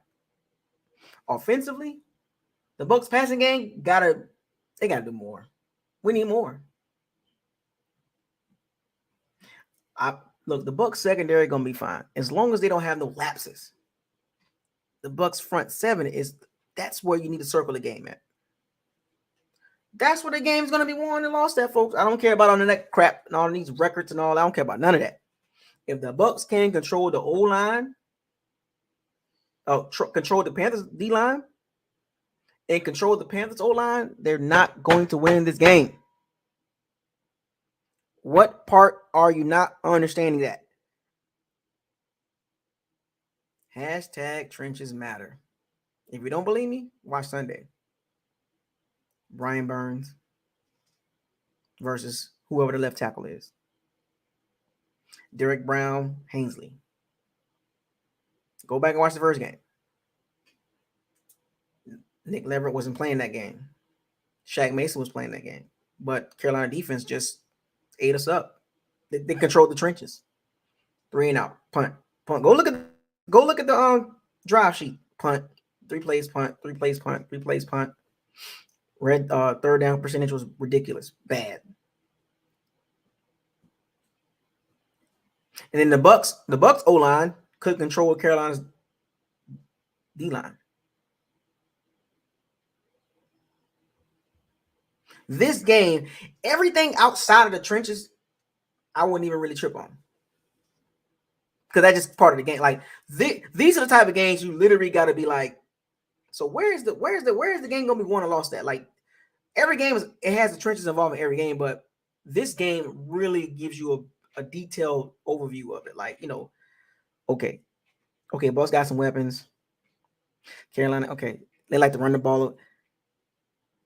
And you look at everything, you look at the bells and whistles and the Godwins and the Evans and the Julio, all that's cute. If you can't control Derek Brown and Brian Burns, doesn't matter.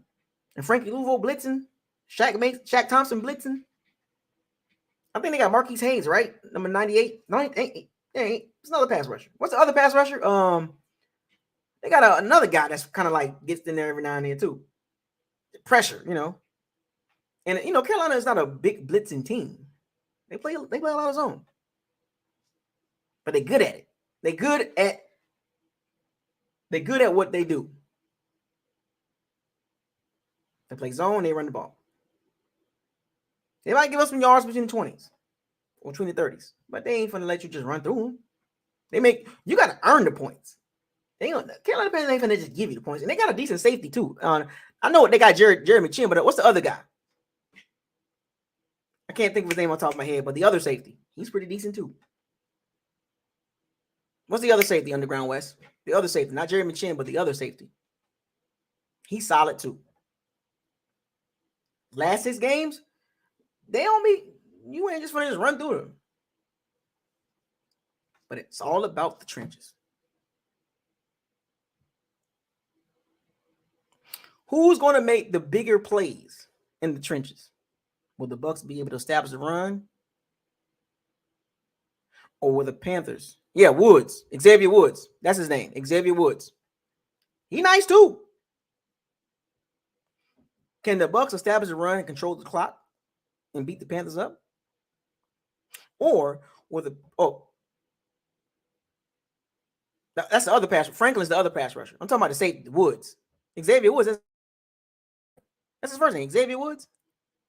Franklin's the pass rusher. Did I get that right? Or was it the other way around? Okay.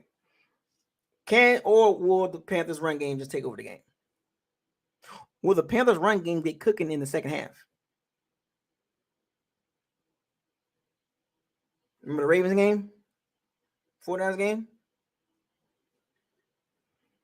The Bucks can't lose this game. Too much on the line. Players, coaches, and the NFC South on the line. I mean, jobs are on the line. Jobs are on the line. The future of this team, as it's currently constructed, is on the line. It's crazy. I'm saying this is going to be, this is crazy. This is a big game, and it's only going to get us 8-8.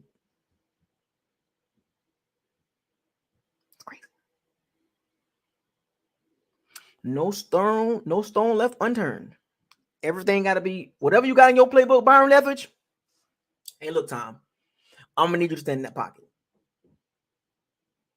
It is what it is. So, in special teams, man, please don't screw it up. Don't screw this up, special teams. Don't give up field position. I know Jake Kamada be punting the ball, but don't outkick your coverage, man. God. Ryan Sucker, can you get us a 50-yard field goal at least? Matter of fact, scratch that. We're going for it. They should. Keep Armstrong. Can you get the coverage units right, man? Dang. Myron Leathers, man, just give us something different. As a Bucks fan, man, we just don't want to see the screens and these check downs all day, and mix it up. I don't mind seeing the screens and check downs, but mix it up.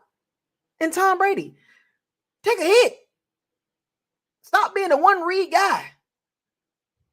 You wish with the $10 super chat, first super chat of the day.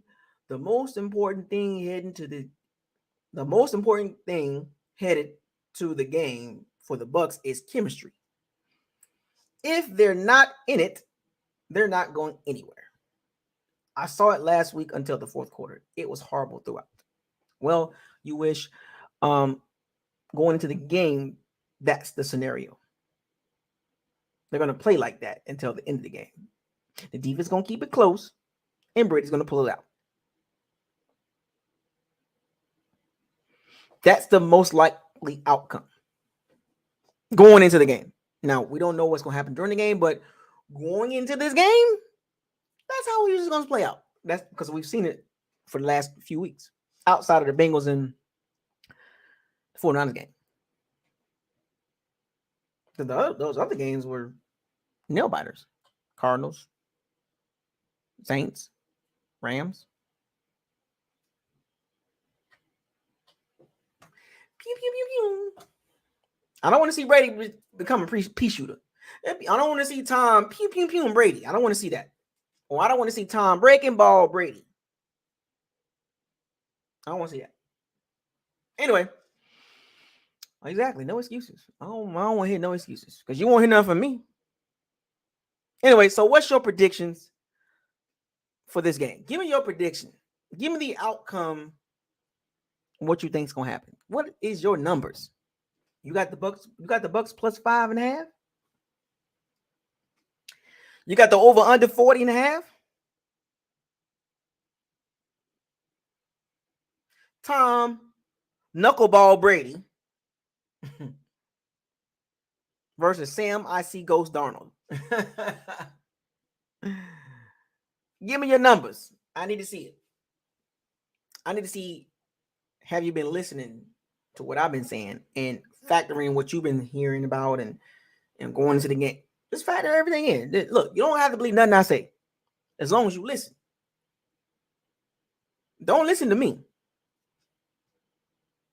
This is your prediction. I ain't trying to sway nobody numbers and none of that. Because remember, the Bucks are 5.5 plus 5.5. And 40.5 points is the total for this game. So keep that in perspective. And what you've seen with the Bucks, and I'm gonna give you all these numbers real quick. The last 6 games, the Bucks have scored 21, 17, 17, 7, 23, 19. The average is 18 points a game, right? I'm just saying. What is your prediction? We got 28-21 Panthers. Of course, you're going to pick the Panthers. Duh. Sal got 24-17 Bucks. Brian got 21-16 Bucks. 28-15 Bucks. Brent got 17-14 Bucks. Brian 21-17 Bucks. Okay, cool. JR Dot 23-20 Bucks. For once, we scored over 20 points. We scoring over 19. I'll tell you my prediction in a little bit. All hands on deck. Exactly. Do or die.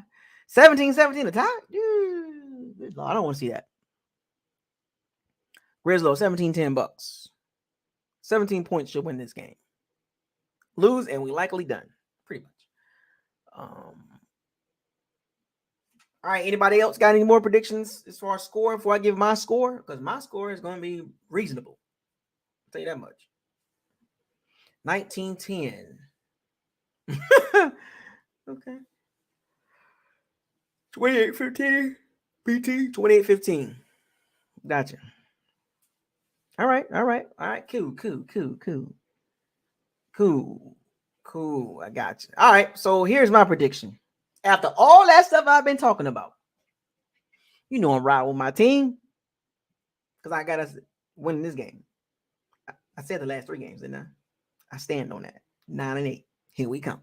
Because that Falcons game, we're going to run right through them. Like boo-boo coming out of a baby. 20-17 A-Rod. Okay. You wish 24-17 Bucks. We win with 2 seconds left. As long as we win, right? That's what matters. So here's my score prediction. In a low-scoring defensive affair, I got it 17-13.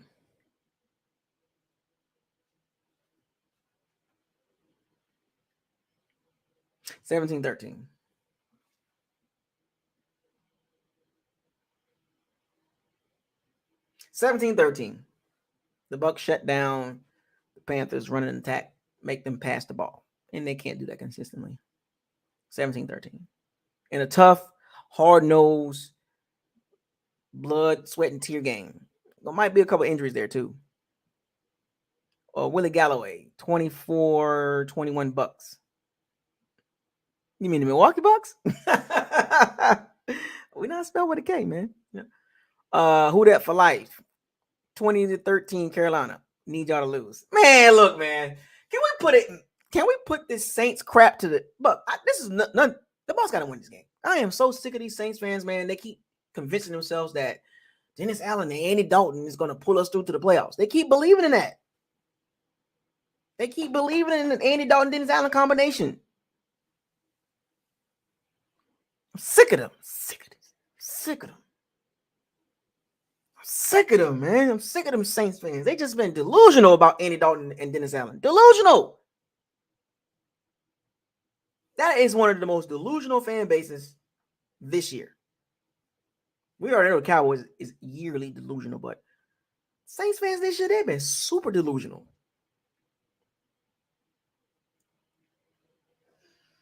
You can't have both ways, Saints fans. You can't have either or. You can't be capping for Andy Dalton and hate Dennis Allen. Because if you're capping for Andy Dalton, that means you like Dennis Allen. You can't have it both ways, man. Well, I don't like Dennis Allen, but Andy Dalton been playing well. In my room, in the charger. Andy Dalton playing well, it's just Dennis Allen trash. You can't have it both ways. You can't say this ain't good, but this good. No. If you support Andy Dalton, that means you support Dennis Allen. That's how it works over here. You support Andy Dalton, you support Dennis Allen. That's how it works.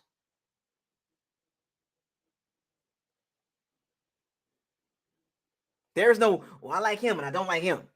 I like Dennis Allen, but I hate Andy Dalton. No. If you like Dennis Allen, you support Andy Dalton. If you like Andy Dalton, you support Andy Dalton. If you like Andy Dalton, you support Dennis Allen. That's how it works. There's no either or.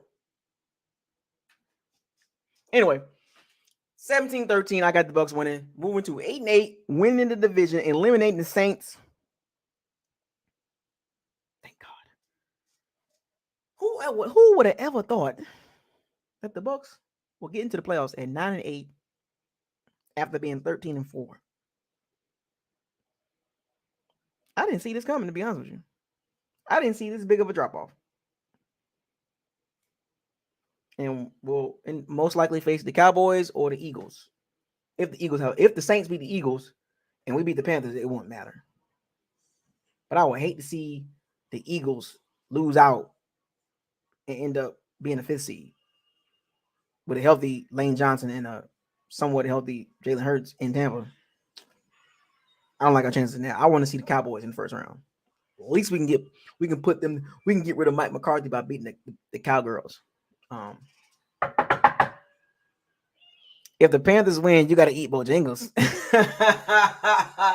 I used to work at Bojangles, man. I know about Bojangles. What's that other one? Cookout. Y'all got Cookout in Carolina, right?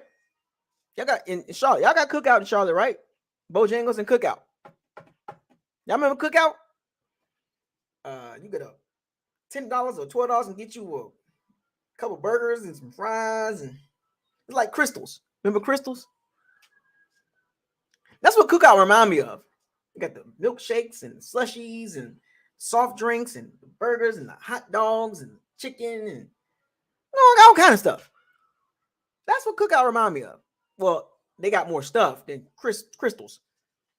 And of course, if you like White Castles, but I'm talking about Crystals. For those of you that's from Florida, Crystals, I remember the hamburgers was 39 cents and the cheeseburgers was 49 cents. And the combos was like $5.99. You get 5 cheeseburgers and like 6 fries and like 3 drinks. Y'all remember that? Do we have Bojangles in Louisiana? Let me find out. I'm not driving to no other state to get Bojangles. If we got a Bojangles here, close enough, I'll do it. But I ain't finna drive I'm not finna drive miles and miles away. Bojangles. The closest one?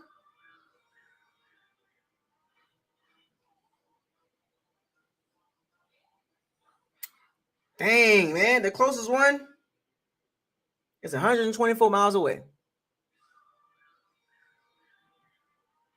I ain't driving that far to eat no Bojangles, man. You crazy? I want to do Crystals, though. Just the fries. We got Crystals on Bourbon Street. Y'all remember Crystals? Yeah, Bojangles, man. The Cajun chicken sandwich. I don't eat chicken no more, but the Cajun chicken sandwich, the Cajun fries, the Cajun chicken, spicy.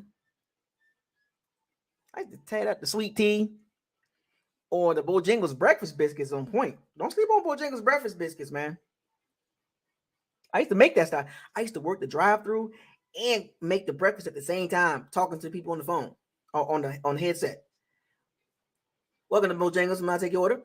Yeah, let me get a country biscuit, Cajun chicken biscuit.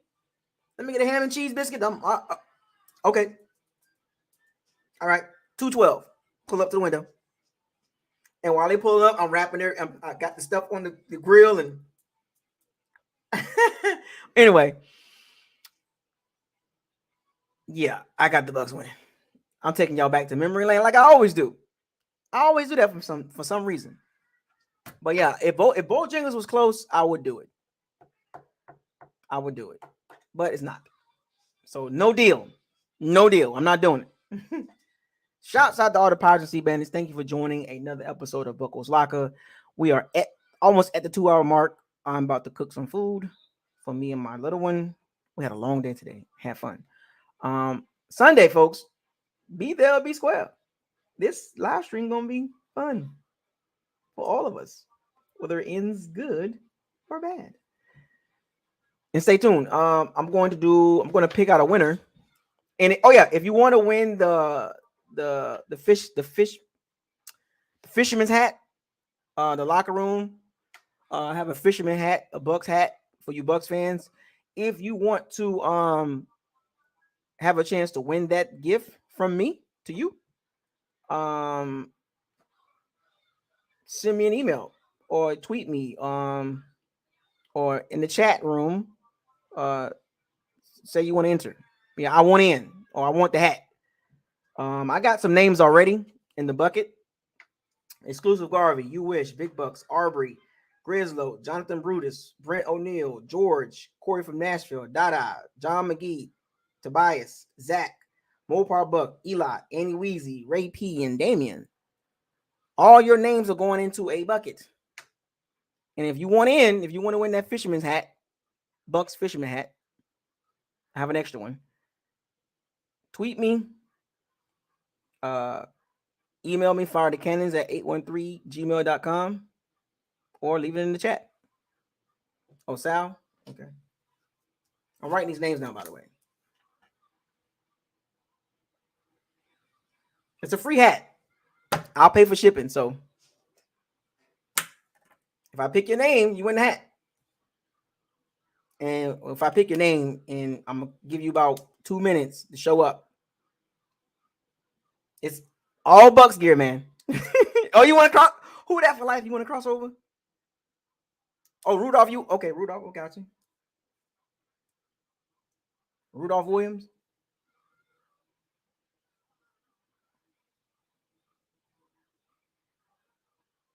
Who that for life want to cross over, man? I knew you want to cross over. You a Bucks fan. I knew you were, man. You should have been told me that. I'm going to write your name down, too.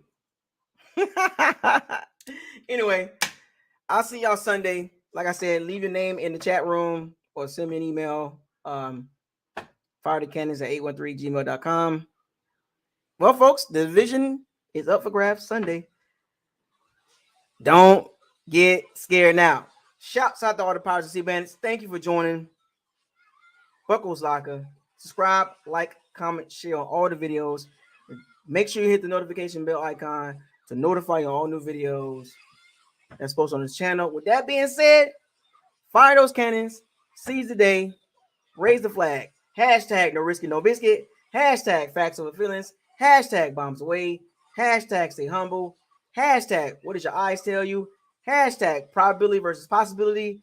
Hashtag trenches matter. Hashtag fire the cannons. Hashtag walk the plank.